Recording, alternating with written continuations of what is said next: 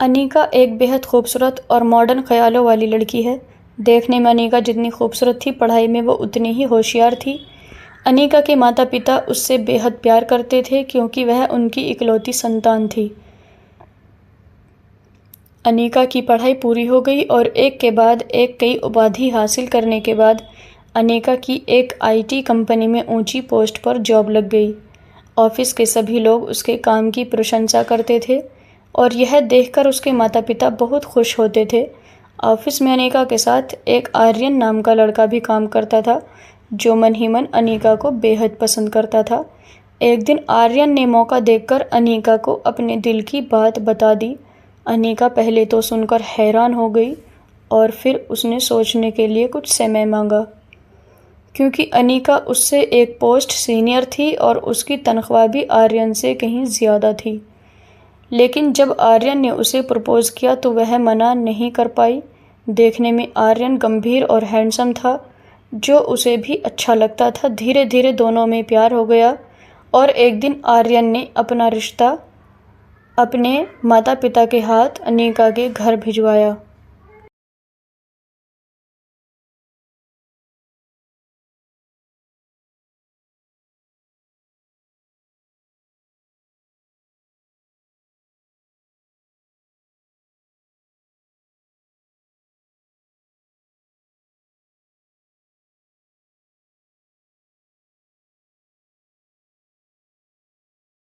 दोनों बहुत खुश थे और तय किए गए मुहूर्त के अनुसार दोनों की शादी हो गई।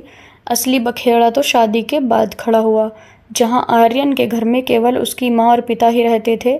एक बहन भी थी, लेकिन उसकी शादी हो चुकी थी। शादी के पहले दिन ही आर्यन की माँ ने अनीका को समझाना शुरू कर दिया कि नई दुल्हन को क्या पहनना है, घर में कैसे रहना है, क्या करना है और क्या नहीं करना। तरह तरह के तर्क वितर्क समझाने लगी। हद तो तब हो गई जब अनीका की सास ने कहा, देखो बेटा, जब भी तुम्हारी माहवारी आएगी तुम सबसे पहले मुझे बता देना। हमारे यहाँ माहवारी में औरतों का चेहरा तक नहीं देखा जाता। जितने भी दिन तुम्हें माहवारी रहेगी तुम्हें अलग कमरे में अलग बिस्तर पर सोना होगा, वहीं पर तुम्हें तुम्हारा खाना दे दिया जाएगा। अनीका द्वारा इसका कारण पूछने पर उसकी सास ने बताया, माहवारी में औरतें अशुद्ध हो जाती हैं, इसके लिए उनकी छाया भी लगने से पुरुष को पाप होता है। इसी कारण तुम्हें अलग कमरा दे दिया जाएगा, जहां तुम आराम से रहना, तुम्हें कोई तकलीफ भी नहीं होगी, बस तुम्हें पूरे समय इस कमरे में बैठे रहना होगा। अनीका ने जब अपनी सास का यह फरमान सुना तो उसके पैरों तले ज़मीन खिसक गई। उसके तन बदन में आग लग गई कि यह कैसी रूढ़िवादी सोच है और मैंने किस तरह के लोगों में शादी कर ली।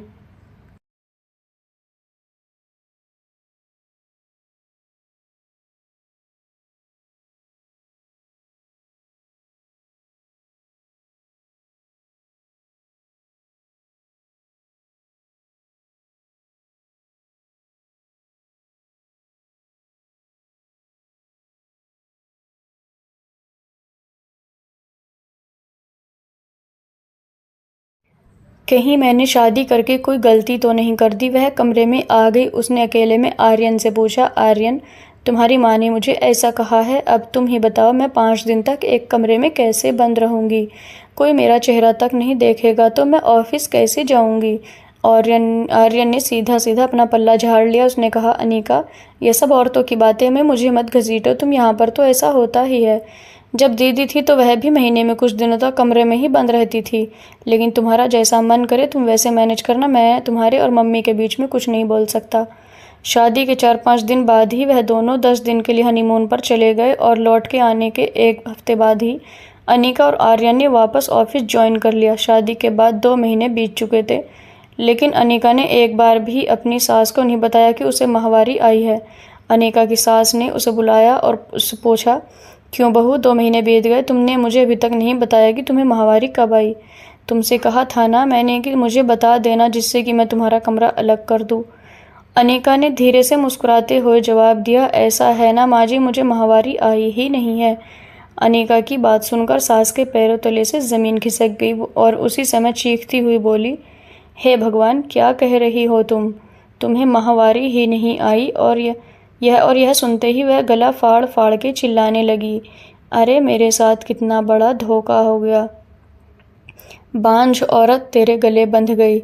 आर्यन शोर सुनकर वहां पहुंचा और पूछा, क्या हो गया माँ, क्यों चिल्ला रही हो?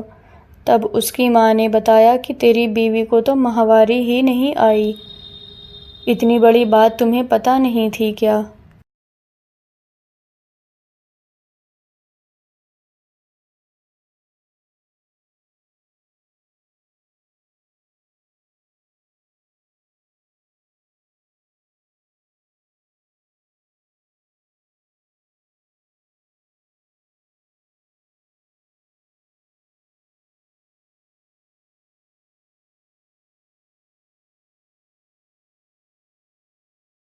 ऐसी लड़की से तुमने शादी कैसे कर ली? आर्यन ने प्रश्नवाचक दृष्टि से अनिका की ओर देखा। अनिका ने अपनी सास से पूछा, क्या हुआ माँ जी, माहवारी तो गंदी चीज़ होती है ना? उसके होने से औरत अशुद्ध हो जाती है, तो यह तो अच्छी बात है ना कि मुझे माहवारी आई ही नहीं। मैं एकदम शुद्ध हूँ, मुझे ज़्यादा शुद्ध लड़की आपको और कहाँ मिलेगी?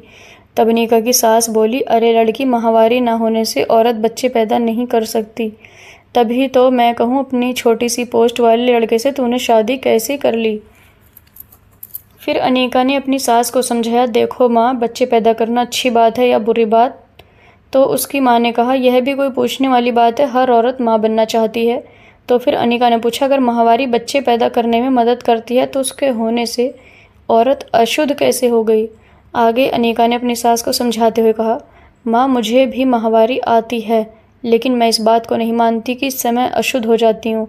यह तो एक बिल्कुल ही प्राकृतिक प्रक्रिया है और आजकल तो साफ सफाई के लिए अच्छे किस्म के पैड उपलब्ध हैं जिससे कपड़ों पर कोई दाग भी नहीं लगता। फिर इस तरह का ढकोसला क्यों?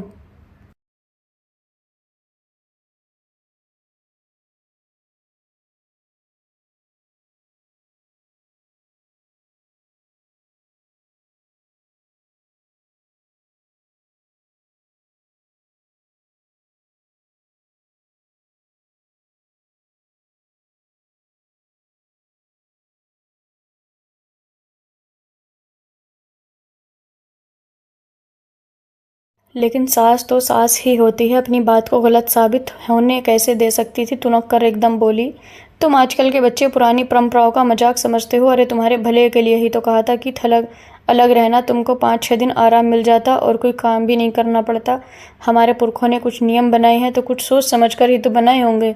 अनिका ने उत्तर दिया, माँ, सोने के पिंजरे में रखकर चिड़िया को अगर बासमती चावल का दाना भी डालोगी तो वह भी खुश नहीं रहेगी।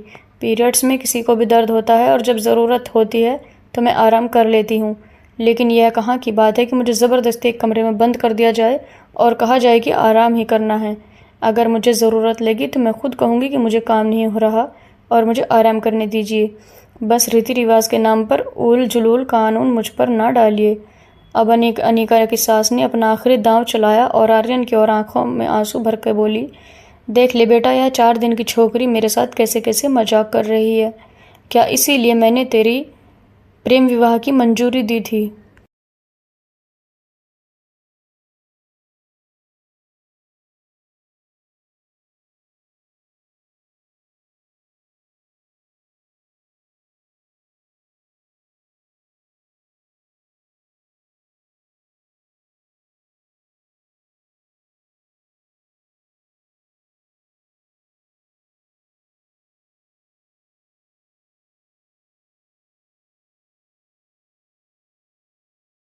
आर्यन के कुछ बोलने से पहले ही अनिका ने कहा, माँ जी, आर्यन इस बारे में कुछ नहीं बोलेंगे क्योंकि वह मुझे पहले ही कह चुके हैं कि वह औरतों के पछड़े में नहीं फंसने वाले। क्यों आर्यन, मैं से ही कह रही हूँ ना।